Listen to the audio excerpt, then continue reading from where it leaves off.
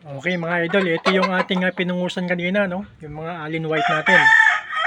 Ito ay 7 months old na. So, ayan. Ito ay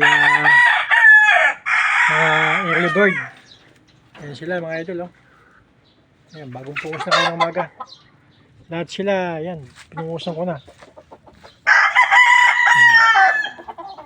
Itong mga Allen White ko na to ay tatlong bloodline na nakapasok dito. Yung mga Gilmore Hats yung tatay. Ito ay White Kelso, tapos Allen Roundhead. Yan yung tatlong bloodline na nandito. So yun sila mga idol, eh. Mga mukhang lalaki na sila mga idol. Ayan. Tinanggal natin. Hindi ko na masyadong pinaganda dahil hindi naman pagandahan ang pungos ng mga idol, eh. Dapat pagandahan ng palo. Ayan, mga yan, mga okay na mga katawan ng mga to. Ayan, ito, mga good size sila. Hindi ko na tinanggal yung tenga. Bali yung lambi lang at saka yung mismong tuktok ng palong nila. Yun lang ang ating nalis. So ito pa yung isa.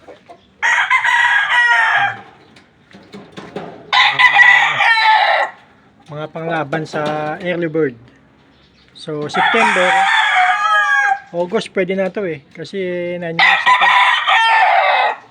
Nasa 9 months na sila pagdating ng Agosto. Kaya kung sa istagan, pwede na silang ibangga. So ito yung ating mga Allen White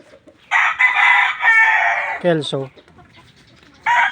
Tapos binangga ko sa Gilmore Hats yung tatay. So tatlong bloodline na nandito sa mga kanito. Magwapo nila mga idol.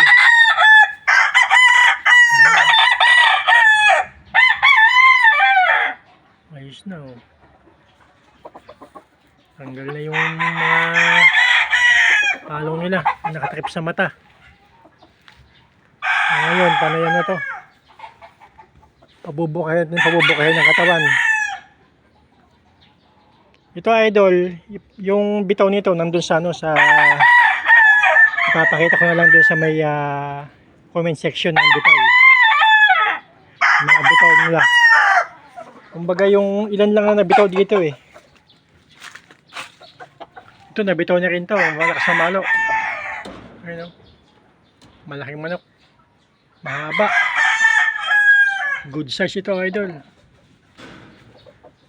Ayun, good size na mga manok.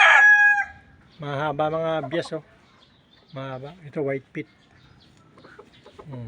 Allen White Kelso na binangga natin sa Gilmore Hats. Tapos yung tatay nito, ipopost ko na din yung naging panalo niya. So yung tatay nito nabalda lang, eh.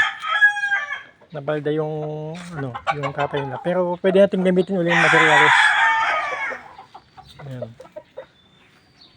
So ito yung ating mga palahi na naiwan dito.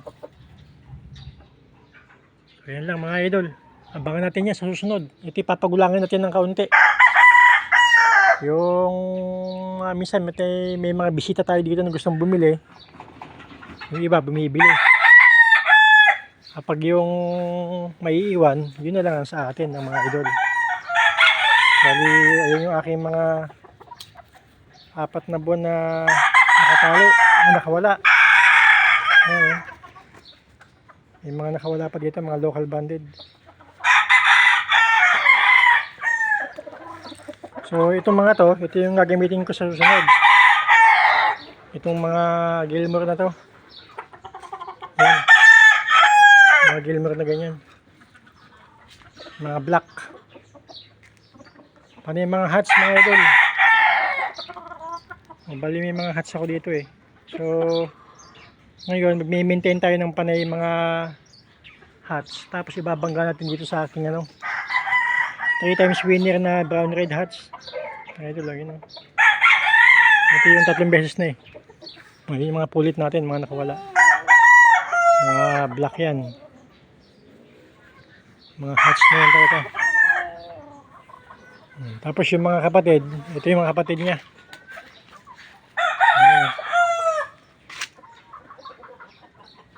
So, ayan. Ayun yung tatay oh. Tatay nito. Yeah, 1 time winner na yan. So, ito yung mga anak. May ilan tayong naitabing mga anak dito eh. Yan ang mga idol oh. Mga panay hats na lahat ng aking mga manok dito na ano, papadamihin sa 1 taon. Ayan mga idol oh. Ayan. Kinulong na natin dahil medyo ano na, ano na, sumisibat-sibat na sa ilalim ng ano, sa may ano, kung saan saan nagpupunta. Baka mamaya mawala pa. Ito black siya idol, malaking manok. Ayun, gusto nang tumilaw kayo. Haba ng bias. Ano kayang klaseng manok yan? Bakit naging black no? Kasi black yung mga nanay nito eh. Ayan, hiraw oh. Magandang mga ano, maganda mga paa. Mahaba. Mga gray hats. Mahaba ng paa. Ayan. Local banded natin itong mga to.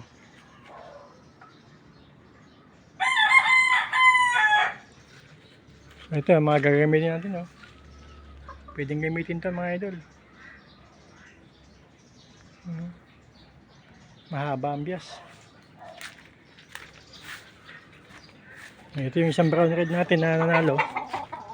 Ngayon okay na, nakakaano na siya, nakakabawi-bawi na yung katawan niya. Recover na siya mga idol.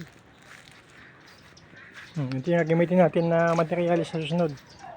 Babangga ko dyan sa mga pulit natin na ano, pulit na mga bata oh, ayun oh. Yan natin siya babangga. Yan. Okay yan. Maganda mga pulit, 4 na buwan pa lang, kalalaki na oh.